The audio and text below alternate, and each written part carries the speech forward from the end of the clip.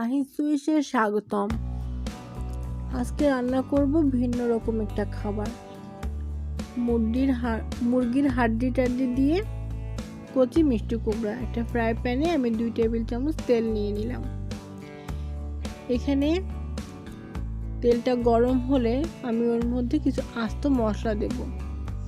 6-7টা মতো লবঙ্গ, 7-8টা গোলমরিচ এবং 2টা ফেটানো এলাচ, এগুলো দিলাম।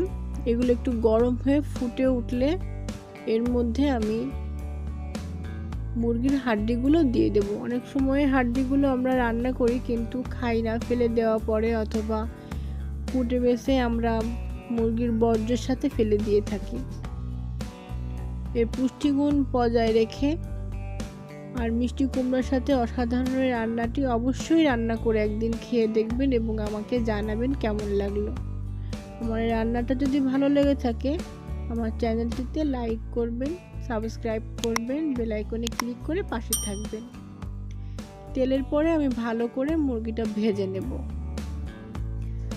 ফার্মের মুরগিগুলো যদিও সোনালী মুরগি, তারপরে ওইভাবে ভেজে নিলে এর একটা গন্ধ থাকে, সেটা চলে যায়।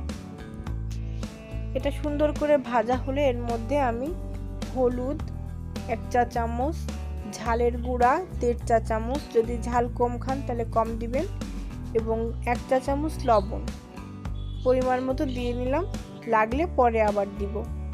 দিয়ে আমি নেড়ে চেড়ে সুন্দর করে ভেজে নেব।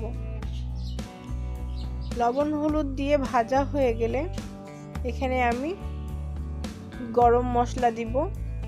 দিয়ে নাড়াচাড়া করে ভেজে মুরগিটা আমি সামান্য পানি দিয়ে সেদ্ধ হওয়ার জন্য বা কষিয়ে নেওয়া বলতে পারেন, তার জন্য রান্না করব।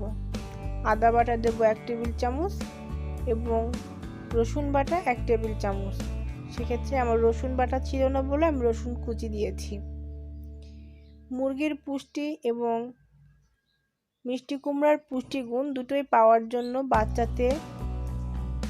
বাসাতে বাচ্চা এবং বড় সবার মুখে সুস্বাদু খাবার তুলে দেওয়ার জন্য এটা একটা অন্যরকম প্রসেস। আপনারা চাইলে এখানে হাড়ের বদলে গোশ ব্যবহার করতে পারেন, কোনো সমস্যা নেই। কচি কুমড়া নিয়েছি আমি, তাই এখানে খোসাটা ছিলিনি, অনেক ছোট এবং অনেক কচি।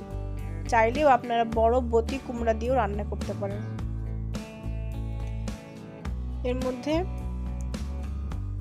আদা এবং রসুন দিয়ে দিলাম।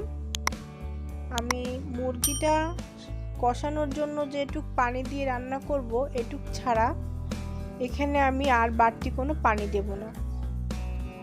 মিষ্টি কুমড়া মিডিয়াম আঁচে রান্না করব এবং মুরগিটা রান্না করব উচ্চ তাপে। ফার্মের মুরগিতে যে ক্রোমিয়াম থাকে, এই ক্রোমিয়ামটা উচ্চ তাপে অধিকাংশ অংশের ধ্বংস হয়ে যায়। তাই উচ্চ তাপে রান্না হয়ে গেলে এর মধ্যে যখন আমরা মিষ্টি কুমড়াটা দিব সেই সময় এটাকে আমরা মিডিয়াম টু লো আঁচে রান্না করব। আর এর মধ্যে মুরগির স্বাদ, ঘ্রাণ সব কিছু মিষ্টি কুমড়ার মধ্যে ঢুকে যাবে এবং মিষ্টি কুমড়াটা আস্তে আস্তে সিদ্ধ হবে।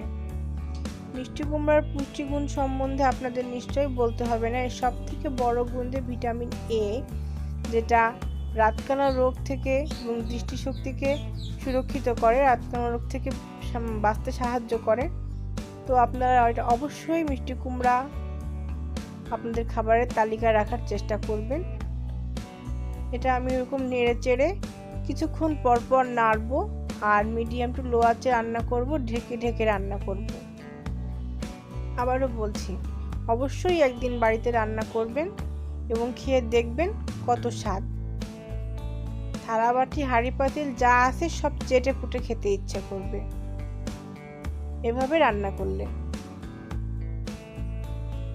এভাবে আস্তে আস্তে রান্না করে যখন মিষ্টি কুমড়াগুলো সেদ্ধ হয়ে আসবে এবং আপনি যখন মাংসটা কষাবেন সেই সময় কিন্তু মাংস অধিকাংশই সিদ্ধ হয়ে যাবে, তাই ফুল কুক হয়ে যাবে। তখন নামিয়ে নেবেন। এই যে হয়ে গেল আমার মিষ্টি কুমড়া আর মুরগির হাড্ডি লটপটি রান্না, মিষ্টি কুমড়ার আমিষ। সবাইকে ভিডিওটি দেখার জন্য ধন্যবাদ।